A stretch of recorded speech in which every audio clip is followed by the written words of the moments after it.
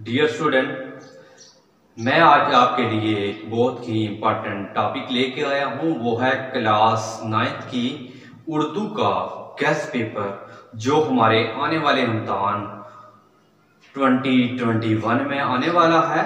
तो इसमें मैं आपके लिए इम्पोर्टेंट लेके आया हूँ आज का गेस्ट पेपर जो 2021 के पेपर में आने वाला है और ये अकॉर्डिंग टू स्मार्ट सिलेबस है। हम जानते हैं कि जो उर्दू का पेपर है वो कितने मार्क्स का होता है, टोटल 75 मार्क्स का होता है। तो जिसमें थे 15 मार्क्स ऑब्जेक्टिव के होते हैं और 60 मार्क्स सब्जेक्टिव के होते हैं। तो आज जो मैं आपके साथ डिस्कस करूंगा वो है सब्जेक्टिव टाइप। तो सब्जेक्टिव टाइप में हम जानते हैं कि जो चीज़ें आती हैं वो हैं इशार की तशरीह, इक़्तिबास की तशरीह, मुख्तसर सवाल, असबाब का खुलासा, नज़म का मरकज़ी ख्याल, कहानी, खतूत, मकालमा और ज़रबुल मिसाल, ये चीज़ें आती हैं। लेकिन जो सबसे पहले मैं आपको डिस्कस करने जा रहा हूँ वो है खुलासा। कौन से ऐसे खुलासे हैं जो इस साल 2021 यानी 2021 के पेपर में अकॉर्डिंग टू स्मार्ट सिलेबस में आने वाले हैं। क्योंकि जो खुलासा होता है वो टोटल 5 नंबर का आता है। क्योंकि इसमें से तो बहुत सारे असबाब शामिल थे।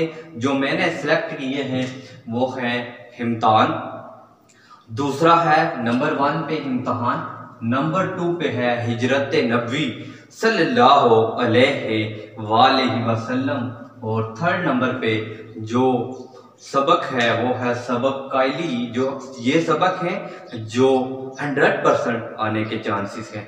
दूसरे नंबर पे जो है वो इक़्तिबास की तशरीह है। तो इसमें सबसे 3 ही मैंने सेलेक्ट किए हैं। नंबर 1 है ये कदर-ए-आज़ है, ये कर्नल शेर खान का, कर्नल मोहम्मद शेर खान का सबक है। ये लाजमी हर साल पेपर में आता है। नंबर 2 पे जो मैंने सिलेक्ट किया है वो इम्तिहान है, ये मिर्ज़ा फरतुल्लाह बेग का है, ये बहुत ही इम्पोर्टेंट है। नंबर 3 पे है हिजरत नबवी सल्लल्लाहु अलैहि वसल्लम, ये मौलाना शिबली साहब का है, इसके भी आने के चांसेस बहुत ज़्यादा हैं। अब जो तीसरे नंबर पे मैंने सेलेक्ट की है वो इशार की तशरीह। अशार की जो तशरीह है तो उसमें से नज़म, नात, हम्द, यानी नंबर 1 पे नज़म, नात, हम्द और जो सबसे इम्पोर्टेंट है वो पैवस्तर है शजर खबार। उसके बाद मैंने आपके लिए सिलेक्ट किए हैं खतूत। जो खतूत हैं तो वो आपके पास बड़े इम्पोर्टेंट हैं। तो सबसे पहला खतूत है वालिद के नाम इम्तिहान में कामयाबी, यानी आपने वालिद के नाम एक खत लिखना है जिसमें आपने अपनी कामयाबी पे के मुताबिक बताना है। दूसरी है आपने वालदा के नाम खत लिखना है।